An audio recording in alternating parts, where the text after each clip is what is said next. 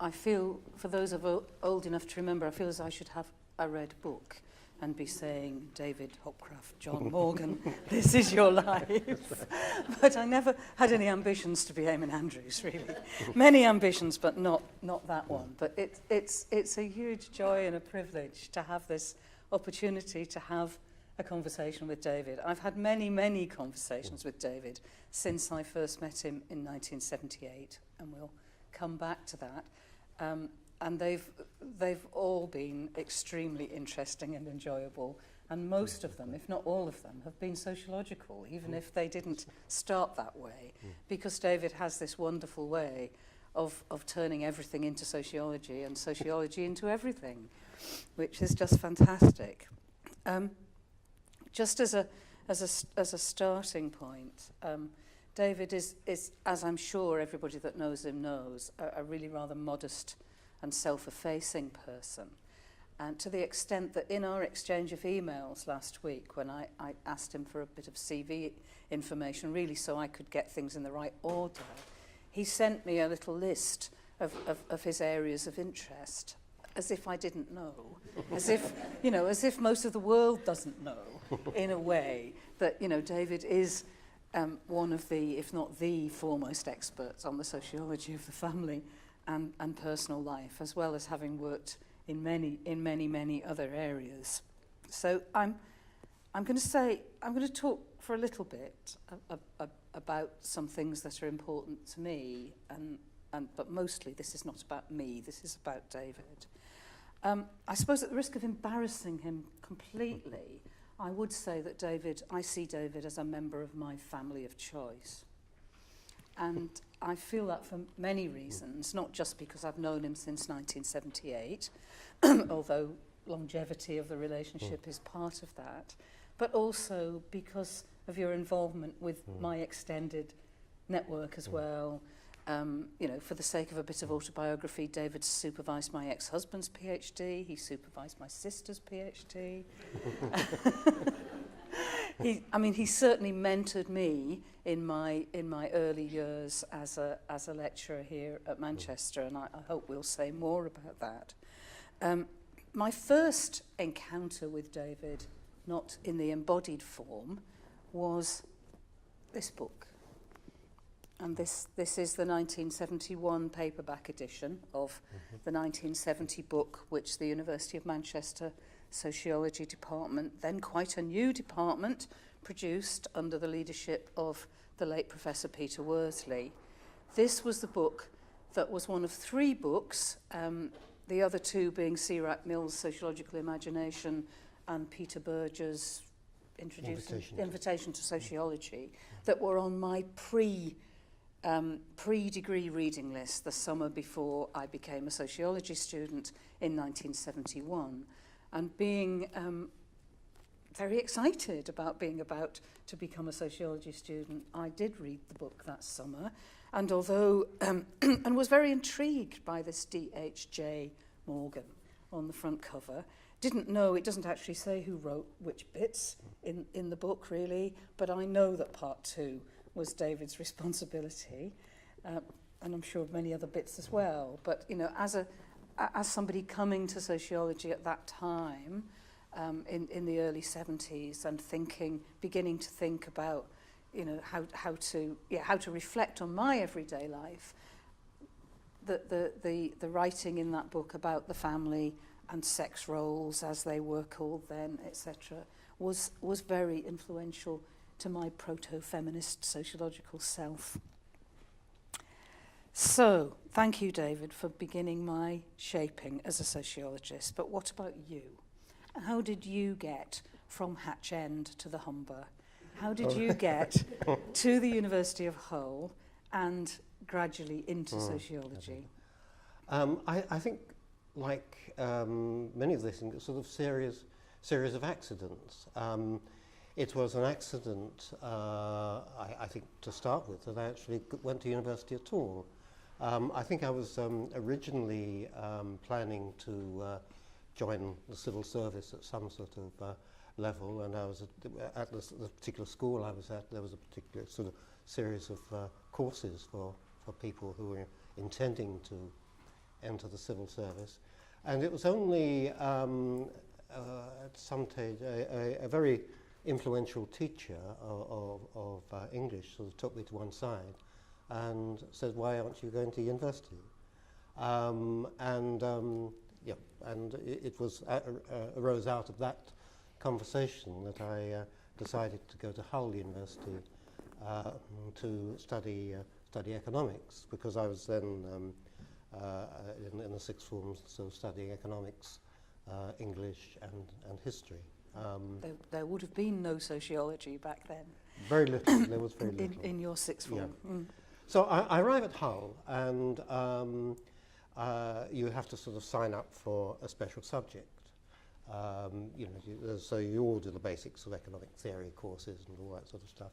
And there's a list of things, special subjects, and there's a thing, practically everyone else seemed to be signing up for something called industry and trade, which I felt didn't sound terribly exciting. So when I saw this, I saw this thing called sociology right at the bottom.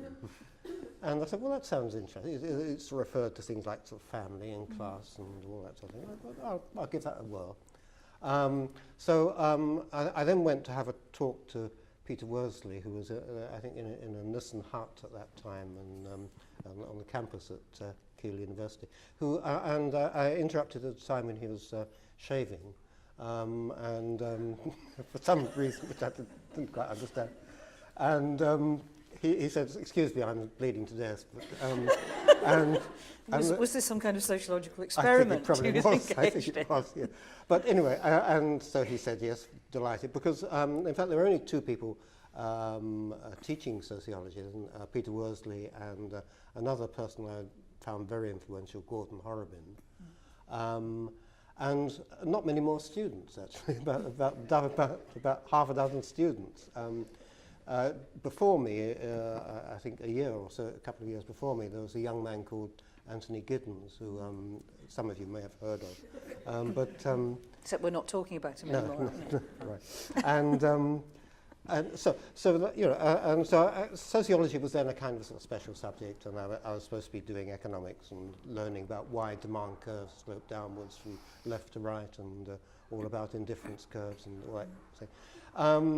But very quickly I discovered that sociology was what I really was interested in. So I tried to get as much sociology or political science or something like that in the package as I had. So that although I came out with a BSc Econ, sociology was a very much large part of it.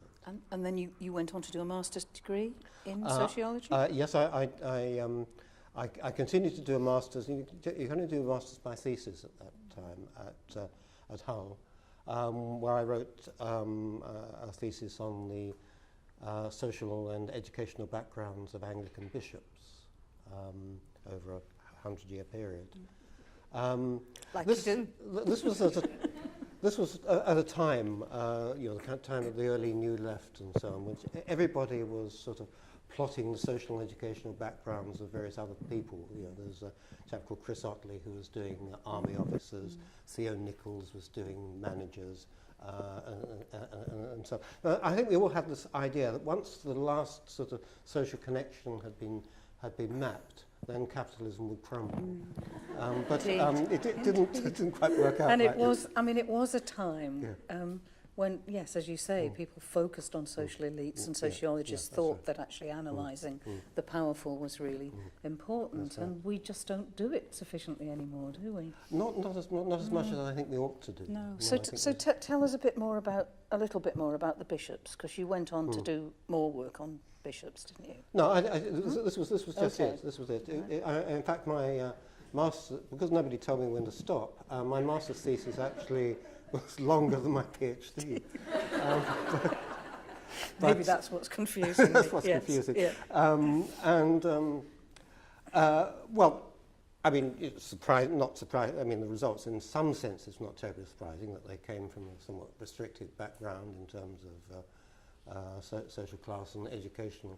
I think the interesting thing that I found, if you sort of took this over a 100-year period, as I did, you saw that a move that at the beginning of that period, bishops were very much part of a broad social elites. You know, there were close connections with the army and government and other kind of elites in society. What you began to get over this period is that the bishops, as with that, became more of a specifically ecclesiastical or religious elite. They had much more specifically focused training at theological college and so on, although often a very narrow range of theological colleges, and their careers were much more sort of within the church and so on. Kind of professionalisation. Yeah, exactly. So it was a kind of example of professionalisation. Yeah. Interesting, interesting. And then into a really quite a different world, as I understand it. You came to Manchester as a research associate in the early 60s and were catapulted onto the factory floor. Yes, right? That's right. Yes. Again, this was when Manchester then was a department of social anthropology and sociology, and sociology had the feel of being slightly added on to social anthropology, which was then the professor was the very well known and very charismatic Max Gluckman,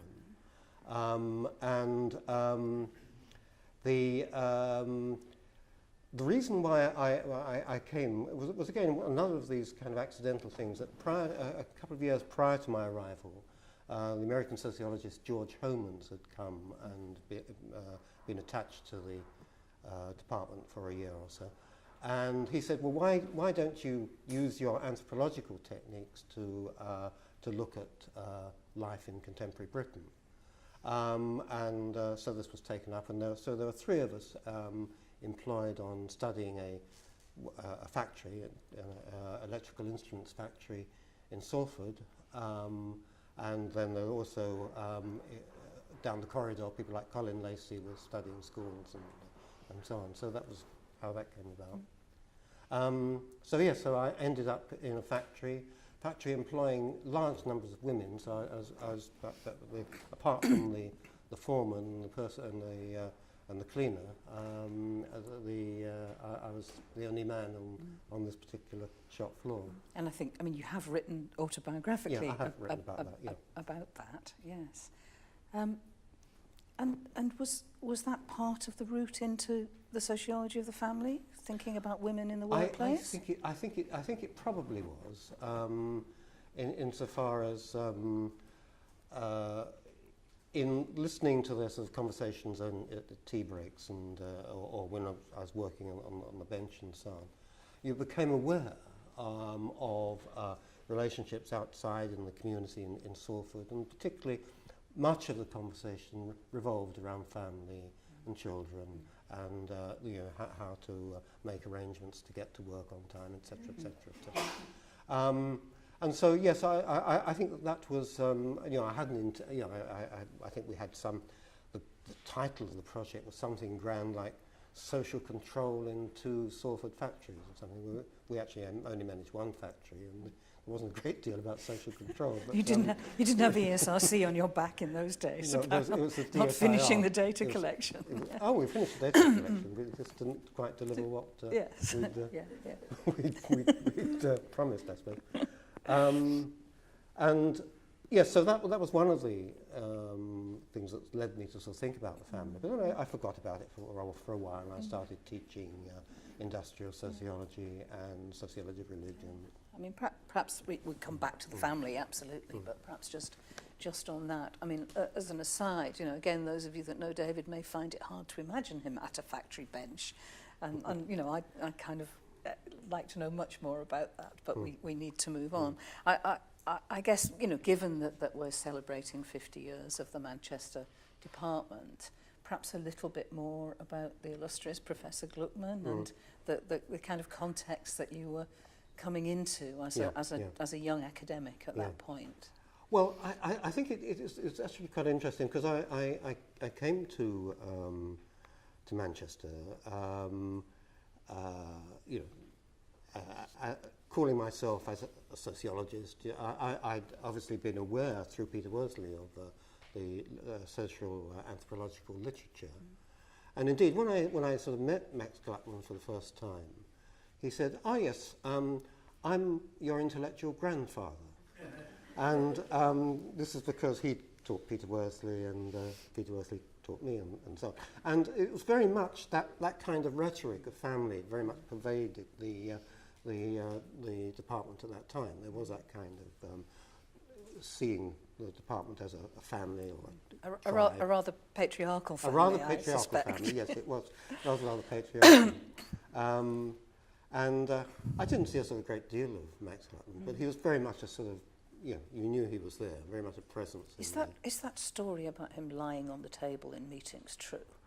I don't think I ever saw him lie on the table, but there may have been such an occasion. Apocryphal sociology story. But, I mean, give an example. I mean, when I first arrived, he, like I suppose many academics, smoked a pipe and doing sort of don work, I suppose.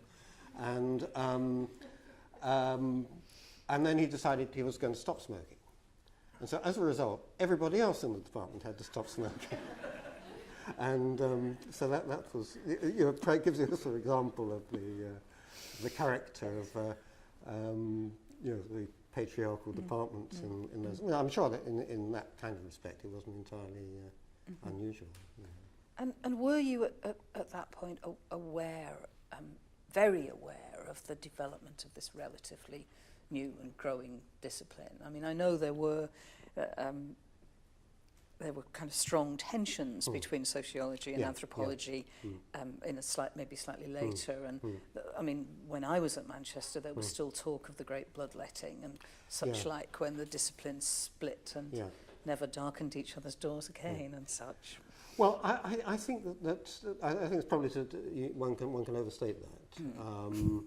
I mean, I arrived at Manchester sort of full of Seawright Mills. That's what we'd all been reading, and that's what we thought it should all be about. And then going to my first seminar, which the whole board was covered with kinship diagrams and so on, was slightly baffling, to say the least. And there was the wall would be covered with these triangles and circles and things, and then someone would point to them and say, he's in a rather anomalous position, and and there'd be some sort of discussion about that for another half an hour or so, and so people had time in those days. Yes, you talked to each other. This is another story, and so that arriving with Seawright Mills, and we had.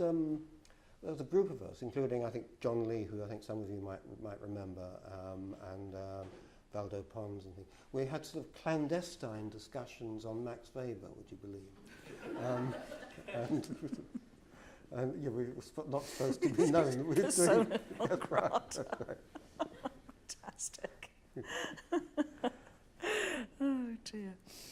And sorry, just the idea of closeting oneself to have a discussion about Max Weber. I guess just the aside there about time. I mean, the culture was very different, wasn't it, in terms of pressures and expectations and such like. Yes, I mean, practically everybody went for a coffee break in the morning, which at minimum half an hour. And went down to the senior lounge downstairs, and often sort of sat around listening to senior academics like Sally Feiner or something talking about something,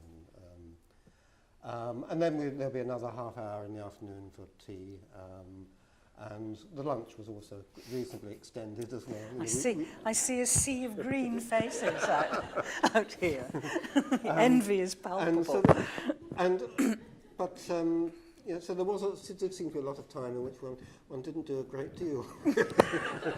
Well, I couldn't possibly comment, David, on that. I'm sure you did do a great deal, and in terms of your teaching, you certainly did a huge amount, and I will come back to that. But it was 1975, I think, when Social Theory in the Family was published, which really kind of marked your place as a sociologist of the family. I mean, I graduated by then, so I didn't read it until 3 or 4 years later, I think, in fact. But can you give us a sense of where that, I mean, some clandestine reading of Weber, perhaps behind that, amongst other things, where did the impetus, and what do you remember of its reception?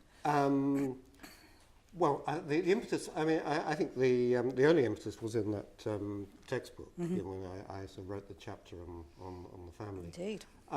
Largely because nobody else seemed to want to write about the family. And, you know, it was just one of those things where there was an awkward silence. And someone said, well, who's going to do the family? And I sort of put my hand up, not having a clue what I was... And the rest is history, as they say. And so, yes, and then, and I suppose I suppose one of the things that sort of led to social theory and the family was that you know, quite a lot of the literature on the family was, yes, I mean, quite interesting, but it seemed to be a series of sort of largely discrete studies of mate selection, divorce, parenting, perhaps, you know, and so on. And endless regurgitations of Parsons. Yes, that's right, yes. So the only sort of theory you was mentioned would be Parsons. And I thought that family life was actually a bit more interesting, a bit more dangerous than this. So I was becoming aware of some of the sort of feminist literature, and that increased after I spent a year in at the University of Victoria in Canada. And I thought that here are people also talking about family and family life, but in a quite different way. And I also read people like R.D. Laing and so on. I thought, well, and those kinds of insights, whatever you like, whatever you make of them, again, didn't seem to be appearing in the family literature that I was. It certainly wasn't appearing in the literature I read as an undergraduate. That's absolutely. Absolutely the case. Right, I mean, I do remember reading Laing, but not in the context of a sociology of the family. But you went on, as I understand it, to look at different kinds of family form. I mean, when I first met you, and I don't suppose you remember this, and there's no reason why you should, but I first met David when I was quite a new graduate student at the University of Lancaster in 1978, and David came to give a talk about Bloomsbury, about the Bloomsbury group. In a sense, a kind of elective family. And it stands out for me so powerfully, partly because, you know, I'd seen his name over the years and, you know, he was from somewhere else. He was from Manchester and, you know, therefore, but must be much more important than anybody that I'd already been taught by or met. And you looked very impressive. I mean, you looked very professorial at that point, even though you weren't a professor at that stage, or my kind of image, and a classic male professor in a way, bearded and corduroyed and those sorts of things. It's all right, he doesn't mind being teased. But I do remember being very impressed also with what you had to say, because, I mean, for me, I was really interested in Virginia Woolf and interested in that kind of writing, but also, just as an aside, I'd done my undergraduate dissertation on William Morris, so I was interested in how one might connect sociology with those kinds of movements, and I just remember being very sparky, and I remember it so clearly that we went for dinner afterwards at Nick Abercrombie's house, who I think was then head of department, and I can even remember what we had for dinner. I think I can too. Well, Nick cooked meatballs for dinner, and Nick was a very good cook, so I was quite impressed by this cooking. But I just think that there's something about being able to remember what you ate that says something about the occasion. And okay, I'm writing history backwards, but it was very important nevertheless. And just then to pick up on what you said a moment ago, the next time I met David was a few months later when he was a tutor at the BSA postgraduate summer school entitled Feminist Theory, which in 1978 was pretty amazing, really. You remember that occasion? I do indeed, you do? Yes. And there were two male tutors, yourself and the late Mike Brake, and Diana Leonard. And Daphne Taylor, that's right. And it was, it was absolutely life-changing for me. Jenny Shaw organised it. Totally life-changing for me, that summer school, and for many other feminist sociologists of my generation. So I suppose I wanted to go back to those early feminist influences and how you got to be a tutor at the Feminist Theory Summer School, and then, you know, what feminism has meant perhaps to you in your work. Yeah. Well, I think that, again, I'd started sort of writing little bits and pieces where I've sort of tried to say, well, what does this sort of feminist critique mean? Initially for family sociology, but I also later wanted to ask what it meant for sociology generally. And so I started sort of trying to sort of talk about this and saying that we really need to put it on the agenda. I think I was involved in the BSA Family and Kinship Study Group at the time, and I think I sort of organised one or two sessions around the sort of feminist impact on family sociology. And so, presumably, then, much to my surprise, I was asked if I would sort of come along to this summer school. And I did, and it was a very challenging and exciting thing, because as you said, there was only one other tutor, Mike Brake, who was a man, and I think among the students there were about 3, 4. I think there were only two. I think there may have been 3 and one disappeared at some point in the week. Yeah. But among the students there were people like Rosemary Deem, Sylvia Walby. It turned out to have been quite a significant group. And it's I suppose inevitably as a result of someone who's thought that in various ways feminism was relevant and should be relevant for sociology, but being surrounded by women who are obviously much more advanced in sort of their reading of literature on patriarchy and things than I was, and moreover, you had the experience. What they were talking about was rooted in their experience. So it sort of forced me to sort of think about, well, what about my experience as a man in that very rare occasion, academic occasion, when you're a member in a minority? Because in most other sociological occasions at that time, BSA conferences and so on, men were very much in the majority. Indeed. And certainly on the platforms and so on. So I suppose that led me to sort of asking, about issues about men and masculinities in doing sociology. So I wrote a short piece on that. Indeed, and went on to write very much more on men and masculinity. I mean, do you want to say a little bit more about I think there were 2 other things. One was the book Discovering Men was really a kind of, I wouldn't say it's about the methodology of men's studies, but it was about, if you like, the logic and the practice of men's studies, how men came to reach some kind of critical understanding of their place in the world and in relation to sociological practice and so on.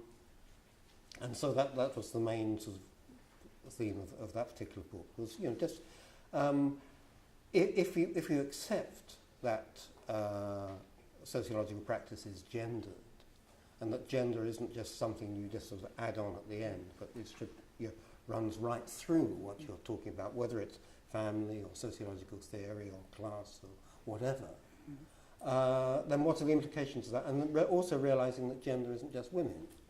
And so, what have men to do with class, for example? What have men? Well, we know what men have to do with power, but what have men to do with family? What have men to do with leisure? Or and realising that these are questions to be asked of every branch of sociological inquiry in the way you do and it. That classic question, that classic issue about making the familiar strange, which I think you did so well in relation to looking at men. And I mean, I certainly never felt, and I know that other feminists never felt about your work that it had any of that kind of Me Too element about it. And there were many men writing at the time where one did feel it was Me Too, and I want to be part of of this gang. You know, it felt to me as though your work was genuine sociological inquiry which contributed to the wider feminist discussion. So. Well, thank you for saying that. I mean, I hope that was the case. I didn't want to sort of write another one which sort of you know, men have difficulties as well. Exactly. Which is certainly true, but, but yeah, I didn't want yes, to do but that. not the starting point. Yeah. Indeed. I mean, we could talk about those issues for the rest of our time, but I'm conscious there are other things. And although this is primarily a research context, I did want to say a little bit to David and perhaps draw him out a little bit about David as a teacher, because you know, I have very direct experience of that, not of being taught by David, but actually of teaching with him, of co-teaching with him, and learning so much about how to convey things sociologically from David. And I mean, also of trying to replace David when he was on sabbatical, which is one of the hardest things I've ever had to do in my life, including being told at a fortnight's notice I had to teach the sociology of religion, not one course, but 2 courses in the sociology of religion to different groups, as well as the history and sociology core course, which we did teach together at one point. But David also developed what was a legendary course at Manchester, which was generally called SLAM, the Sociology of Literature, Art and Music, which, you know, sociologists all over the world must have done, I'm sure. So, you know, I'm sure it's gone down in sociological history. But one of the things that always struck me about David as a teacher is that although he is a relatively quiet and, as I've said, quite modest person, put him on a stage in front of undergraduate students and he is a man transformed, or he certainly was. I mean, I don't know how many people know that David has past experience in amateur dramatics, and that, I think, stood you in good stead as a lecturer. I just like you to say just a few words about what you felt you were doing up there, because everybody loved it. Everybody loved it. Right. Yes, I always think my biggest role in amateur dramatics was playing the cat in Dick Whittington. And, so I don't think that helped me a great deal. No, I think yes, that I mean I did have that experience of sort of you know, the first year class. I think actually it was in Canada rather than here, but and sort of strolling up and down and gesticulating and, you know, doing, you know, all the textbook presentation things and so on. And then I looked down at the front row, and there was somebody in the front row exactly imitating all my gestures once I was doing, and it was slightly off-putting. But what I thought, well, I mean, I think really, and I must say it took me a long time to do this. I think you probably didn't have the misfortune of attending some of my earliest lectures on industrial sociology, which were a bit pedestrian, I suspect, and rather close to the texts. No, I think that really, you know, I suppose what I wanted to do, you know, I always thought sociology was a wonderful and exciting thing, and I just wanted, I hoped, you know, that at least some of that would convey itself in... And it did. Not only what I taught, but, you know... It did, and I know it did, and it certainly conveyed itself to me as a set of possibilities as to how one might teach. And, you know, at the risk of sounding like, you know, a complete old lag, you know, it is a sadness that lectures are so contained and confined often now, and, you know, now need to follow not the textbook exactly, but the pattern set down on the VLE, because, you know, extemporization and improvisation has its place. But at the other end of the spectrum almost, I mean, I also did my very first PhD supervisions with David. So, you know, learnt from you lots of things about how to supervise PhD students. David is very different in that context, and there may be people in the room who've experienced David's supervisions. But I certainly learnt a lot, but haven't always been able to follow your example because I talk too much. David had this wonderful way of managing to say nothing at the right time. And he would sit, you know, and I'd be thinking, oh, I must speak, the student's not saying anything, I must fill the space. And David would just be sitting, and the eyes would be closed, and never quite sure whether there was a snooze happening, because, you know, because a Morgan snooze is not an unknown event, but you'd never be absolutely sure. And then suddenly he'd say something, and it would just be spot on. 9 times out of 10, it would be spot on. You know, it would pick up something the student had said some time ago. It would move the conversation on. And, you know, just that lesson in when to be quiet was very, very important. And I think, you know, I know many of your PhD students really appreciated that, and also appreciated the sense that you gave them, and I think you've given to many of us all being in it together. No matter how apprentice we feel ourselves to be, we are all in this exciting kind of enterprise. But I just wondered if there was anything you wanted to say about your PhD students. I mean, there have been so many, and no pressure, but you just might want to, you know, say something about that aspect of your work. Well, yeah, I mean, I think, can I just backtrack a bit? You know, because you're talking about you know, undergraduate teaching together, and I mean, I learned a lot as well from our sort of joint teaching, because you know, and I think it's I learned the importance of actually working together with someone else who's perhaps a slightly different style, but whose style you also came to appreciate. And I think you know, I got a lot from just observing the, you know, perhaps a slightly quieter way in which you did lectures and things, but I think also in a very effective way of teaching. You know. Thank you. I think just on that, you know, the luxury of being able to teach jointly, you know, it's not really there anymore. But in terms of a kind of craft practice experience of learning these things, it is just the best way. Yeah, it is. Yeah. Sorry, go on. PhD supervision. Well, I mean, yes, I think it's probably the aspect of teaching that I enjoyed the most. Partly, well, largely because I think, you know, obviously you learned so much, you know, and you know, they were already, you know, within a few weeks of starting on their PhD, they are in most cases much more sort of advanced in their understanding of their particular topic than you would ever be, and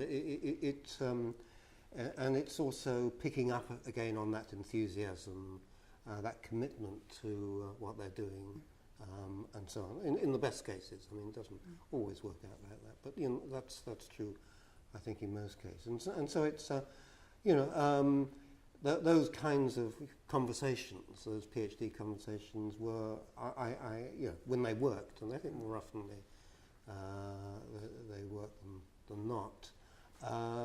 You know, I sort of felt extremely invigorated by them and excited by them, and I think, you know, that is, to me, you know, what I sort of valued most about teaching, really. And the results are in sociology departments, the length and breadth of the country and beyond. So certainly success. And you know, not only did David teach me a huge amount about teaching, I mean, he taught me a huge amount about how to be an academic in other sorts of ways, and was very, I mean, I can remember sort of, not that I've ever found David frightening or intimidating, but I do remember screwing my courage up to ask you if you would consider editing a book with me. And the joint project, which became Body Matters, is, you know, it still is one of the joys of my academic life, having done that with David and organised a symposium to put the book together, and you know, just learnt such a lot about how to do those things. So, and it's still settling. Yes, it is. Yes. But we won't dwell on that too much. I just another aspect of of work you've done that struck me and kind of amused me when I thought about it in a different way. That you'd actually, you know, much earlier than expected, engage with kind of policy work and indeed with impact in the work that you did with my old school friend David Clarke and Jane Lewis. He's looking worried. He's thinking, what on earth is she going to say? The research you did on marriage guidance for what became Relate, I think, in the middle of the time you were doing it. That's almost. Right. Yes, it was. That's right. Yeah. Could you talk perhaps a bit about that and yes. well, the impact it had even? Well, I mean, yes, it was a very enjoyable project, working with Jane Lewis, who I expect many of you know, a sociologist with a particular historical understanding. David Clarke, who had training as a therapist before. I think he had training as a therapist before he became a sociologist. No. No. Concurrently, was it? No, yeah, he did the marriage guidance training, I think, before, right. yes. Right. So we were, you know, studying this organisation, which when we started, as you say, was called the National Marriage Guidance Council. And so it's a mixture of interviews and historical analysis and so on. And again, I think a very interesting one. And particularly, of course, as it changed its name, you had a sort of a major sort of change in its presentation of self and so on in that period. We attended the launch of the new Relate and so on. So it was I think a very interesting experience. The impact, I'm not sure. The then director of Relate was quite annoyed by what we had written and insisted on writing a little appendix to tell us where we'd gone wrong at the end of, and you can read that and you can judge for yourself. And I mean, I have no particular evidence of its impact beyond that. But do you have any other? I mean, my sense is that it is read, and I'm just kind of interested in, you know, in the way that we kind of engage with organisations and they transform before our very eyes, and so we don't, you know, we can't actually predict, as we're now expected to, what the impact might be. You know, you didn't set out to annoy them, but they were annoyed. You know, etc. Anyway, just an interesting kind of example. There was another piece that you wrote, and I think it's in Sociology, David, and I should have checked, that I think reflects interestingly on your interest in autobiography, your interest in the way people become sociologists and academics, and that's that little piece you wrote, I think with Nod Miller on CVs. That's right. Yes, that's right. Yeah. Which, if you haven't read it, tell people where it is, because it's in Sociology. It is in Sociology. I can't give you the dates, but if you like to email me, I can give you the details. It's absolutely worth reading. It's called the CV as autobiographical practice or something like that. Yes. And so the argument was that I mean, it's part of my one of my sort of other main interests, which is in autobiographical studies, I think part of the argument was that autobiography is not necessarily these huge books that you can buy in Waterstones, but we all engage in autobiographical practices, and one kind of place where you do this is when you prepare your CV, you know, because you're preparing a particular kind of account, just highlighting certain things, editing out other things, and so on. So we were sort of asked the question about, you know, looking at reflecting on our own practices. How does the CV, in what way can we see that as an autobiographical practice? And that indeed did have an impact, because shortly after it was published, we were summoned to the Vice-Chancellor's office, with Martin Harris was the Vice-Chancellor. So we were, you know, wondering whether we'd somehow brought the university into disrepute or something like that. No, in fact, he was actually very interested in what we'd written, and sort of, you know, was actually saying, well, how can we sort of, you know, treat these everyday academic practices more sympathetically, I think. And the reason I think people should read it is that I think it would have impact now on how we think about the way that we're doing those things all the time. I'm conscious of time, David. I don't want this conversation to come to an end at all, but stomachs may be beginning to rumble. If we've got a little bit longer, a few minutes more. Good. Because I wanted to kind of pursue perhaps a bit further this autobiographical strand and the way that you've brought things together in relation to that. And something that particularly interested me was the writing you did about the national service. But you might want to pick other sorts of examples. Well, no, I think since I did the sort of Bloomsbury stuff, I became interested in auto-stroke biography. I mean, this is the way Liz Stanley and myself and others sort of attempted to do it, because there is a kind of interdependence between the auto and the biography, which I think is always important to remember. Again, I see this. I've been. I was one of with Liz Stanley and Michael Urban. We were sort of founder members of the BSA's autobiography study group, which is has been going on for many years now, and is I think a very successful organisation. And I like that particular way of thinking about social relations. I don't see it at all as self-indulgent or anything like that. It's a way of understanding the connectedness of social lives between people and over time, and so on. And I think that the autobiographical turn, as I think is sometimes referred to, is actually a very major contribution to sociological inquiry generally. And I'm very pleased to have been in some ways part of that. So is that one of the things that you're perhaps most proud of? I think in some ways, yes. I mean, I also like the piece I did on acquaintanceship, but we haven't really got time to talk about it. We have. That was just going to come to that, because I think they're connected. Well, obviously are in a number of ways, but I would connect them in that it's a way of taking of using something as a topic and a resource, if you like, and a way of transforming sociological thinking through what you're looking at, not just using a sociological lens. So, what I would want to ask you about the work on acquaintanceship is whether to some extent you see that as mirroring what sociology ought to be about, as a network of scholars, a community of scholars, and perhaps some autobiographical reflection on that as a link or a process. Well, certainly, I mean, it's not whether it's what it ought to be about. In some ways, it still is, and I think it's a major part of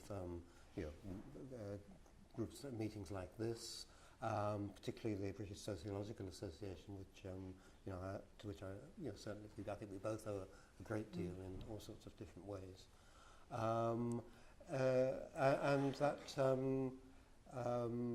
that to me is the way that sociology gets done. It's building up these kinds of networks and connections and reflecting on them and so on. So that does, I think you're right. There is a kind of link between my particular interests and acquaintanceship, which for those who haven't read it, it's what I call the space between intimates and strangers. I'll tell you more about it later on. And the general practices of sociologists. No, I assume most scholarly activities around acquaintanceship as well. Except there is the expectation on us that we're somewhat more reflexive about those processes, not that we always are. And certainly your very extensive network of friends and acquaintances, which spreads all over the UK and certainly all over the Nordic countries and well beyond, because for those of you who don't know, David's worked a good deal in Norway, and I think that's been quite an important very part of your work and your later development in a way. So I suppose that that network is really saying this is to me this is how you do good sociology. just want to finish, David, though, by asking you, I mean, it is the classic question in a way. I'm not going to ask you for your 8 books or your Desert Island books, but you can give them to us if you want, but I would have given you warning. But in a sense, I am going to ask you about your formative influences and whether and to what extent they're as important now, and what your major influences are, you think, going forward, really, because as we've said, this is a sociological project that continues. Yeah, it does. Yeah. Well, I think I mean this could take a very long time. I'll just try to cut it. I mean, I think certainly Peter Worsley was one of the sort of most important influences, just because he conveyed that sense of the breadth of what sociology is about. And I remember the very first lecture I attended, which covered practically all the philosophers you'd heard of, many that you hadn't heard of, lots of names like Radcliffe Brown and Evans Pritchard and God knows who else, Max Weber, all that in the first introductory lecture, and lots more. And I thought, well, I don't understand much of this, but it does sound rather interesting. And I think it's Peter Worsley's gift for sort of making connections between all sorts of things in an ideal commentator on discussant on papers and so on, because he had that gift for making connections that nobody else would have thought of. And so I think that Peter Worsley was one of the influences. In terms of books, I think Robert K. Merton's Social Theory and Social Structure, which is perhaps not the most exciting title in the world, but it's Merton is someone I always return to, because he's, partly for anything else, he's such a wonderful stylist, and writes so beautifully on so many topics. And we can't say that about many sociologists. Exactly, yeah. More recently, then I think someone like Liz Stanley, I think, was a tremendous influence, and that particular use of historical, autobiographical imagination and so on that she worked on. There's Janet Finch has work on family and or the way in which, again, looking at everyday matters in a slightly different pair of spectacles. And so, I mean, one could list many more. And obviously, also Ronnie Frankenberg is another person who I owed a great deal to, just because of his sort of wit and imagination, insight, and sense of fun. Yeah, that's right. And fun. Yes. Yeah. And I think all these people I've mentioned do sort of have a sort of sense that sociology, as well as anything else, it can be fun, and it's something to be enjoyed as well as anything else. Well, that's right. Well, I mean, I think I would add to that list that it's obvious that Goffman had a major influence. Yes, and just that sense of the importance of everyday life. But really, what I take from that is this thing about the enterprise being fun, and being something that we can it is serious, and sociology is a serious business, but it can also be playful, and I think David can give us all a great lesson in that. I just have one final question, really, and the answer might be fun. What's it like having a centre named after you?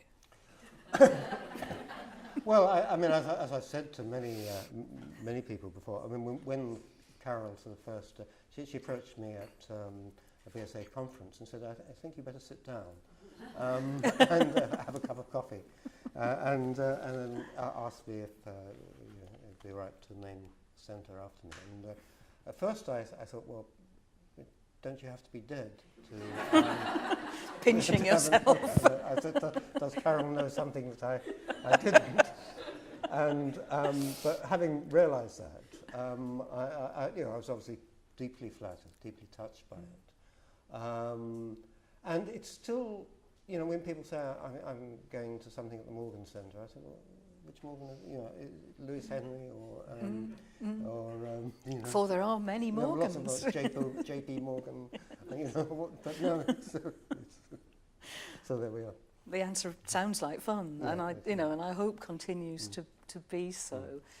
David, it's always a pleasure to talk to you, and I hope everybody's enjoyed listening to responses and our conversation. I certainly have, and I look forward to very many more conversations. And just to thank you on behalf of all the people you've influenced, and you know the fairy dust that you spread around the sociological community is still very much appreciated. Well, thank you, and thanks to everybody at the centre who've really supported me in these last few years.